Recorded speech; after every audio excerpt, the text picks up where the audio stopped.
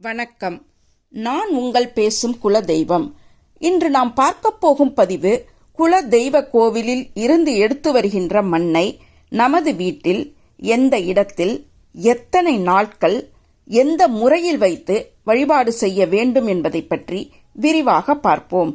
இந்த பதிவை கேட்பதற்கு முன்னால் உங்களுடன் பேசும் இந்த குலதெய்வ சேனலை லைக், ஷேர், சப்ஸ்கிரைப் செய்துவிட்டு கேளுங்கள். உங்களுக்கு மட்டுமல்ல, உங்களுடைய உறவினர்கள் மற்றும் நண்பர்களுக்கு பெரும் உதவியாக இருக்கும். குலதெய்வ மண் என்பது தெய்வ சக்தி நிறைந்தது. அதனால் குலதெய்வ மண்ணை உங்களது வீட்டில் வைத்து வழிபாடு செய்யும் போது வீடு மிகவும் சுத்தமாக இருக்க வேண்டும். குலதெய்வம் உங்களுடன் எப்போதும் இருக்க வேண்டுமென்றால் குலதெய்வ மண்ணை உங்களது வீட்டில் எடுத்து வந்து நீங்கள் கண்டிப்பாக பூஜை செய்ய வேண்டும். அதே நேரத்தில் வீடு மிகவும் சுத்தமாக இருக்க வேண்டும். குலதெய்வ மண் என்பது குலதெய்வம் இருக்கும் இடத்தில் இருந்து எடுத்து வரப்படுவது. இந்த மண்ணில் அங்கு உள்ள மந்திரங்களும் பிரார்த்தனைகளும் அதீத தெய்வீக ஆற்றல் உடையதாக கருதப்படுகின்றது. அதனால் குலதெய்வ மண் உங்களது வீட்டில் வைத்து வழிபாடு செய்யும் போது உங்களுடைய வீட்டை நீங்கள் கண்டிப்பாக சுத்தமாக வைத்து வழிபாடு செய்ய வேண்டும். துன்பத்தை நீக்கி அதீத நன்மைகளை தரக்கூடியதுதான் குலதெய்வ மண் பூஜை வழிபாடு. நீங்கள் உங்கள் குலதெய்வ கோயிலுக்கு போய் திரும்புகின்ற நேரத்தில் சிறிதளவு மண் எடுத்து வர வேண்டும். இந்த மண்ணை உங்களது வீட்டு பூஜை அறையில் மண் பாத்திரத்தில் வைத்து செவ்வாய்க்கிழமை, வெள்ளிக்கிழமை, அமாவாசை அல்லது நிறைந்த பௌர்ணமி இதில் ஏதாவது ஒரு நாளில் இந்த மண்ணை எடுத்து ஒரு மஞ்சள் துணியை விரித்து அதில் இந்த குலதெய்வ மண்ணை சேர்த்துவிட வேண்டும். அதனுடன் விபூதி, குங்குமம், ₹1 நாணயம் வைத்து இந்த மஞ்சள் துணியை முடிந்துவிட வேண்டும். இந்த மஞ்சள் துணியை நீங்கள் முடியும் போது மஞ்சள் நிறம் கொண்ட நூலை வைத்து ஒரு முடிச்சாக முடிந்து கொள்ள வேண்டும்.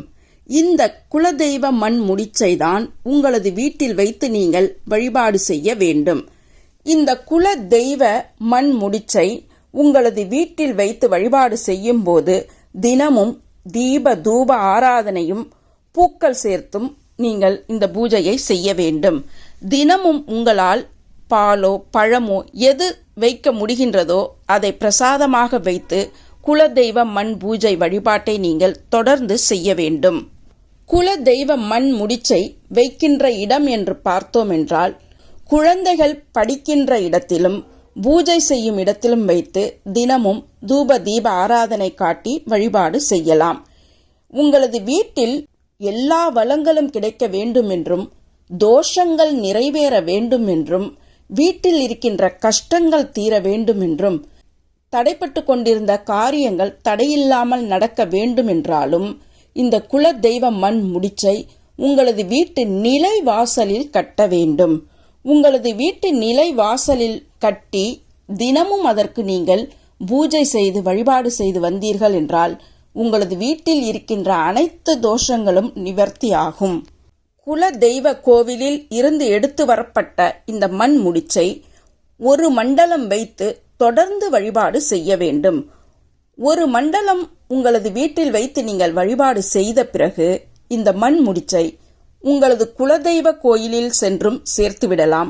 அப்படி இல்லை என்றால் உங்களது வீட்டு அருகாமையில் இருக்கின்ற நீர்நிலைகளிலும் இதை சேர்த்துவிட வேண்டும்.